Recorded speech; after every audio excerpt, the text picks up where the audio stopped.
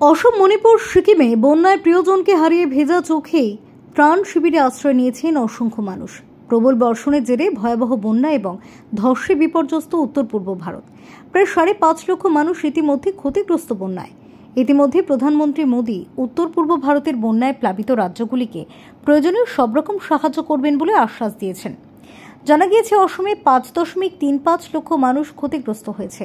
বেড়েছে মৃতের সংখ্যা। বন্যায় প্রাণ কেড়েছে 11 জনের। অসমের প্রায় 11টি জেলা ভয়াবহ ক্ষতির মুখে।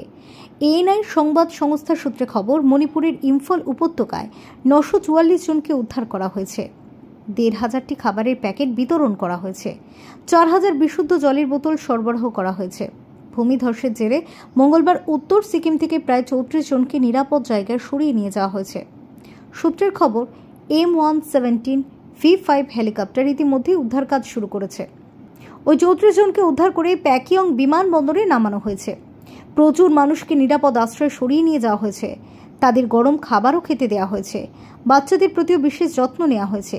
এদিকে একটানা ভারী বর্ষণে সড়ক, রেল এবং নদীপথ সবই প্রায় অবরুদ্ধ।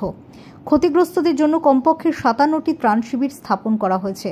বিশেষ করে রাজ্যের সবচেয়ে বেশি ক্ষতিগ্রস্ত এলাকা ইম্ফল পূর্ব জেলায়। গত 5 দিনে রাজ্যে 93টি ভূমিধসের ঘটনা ঘটেছে। ফেরো রিপোর্ট, বাংলা এখন।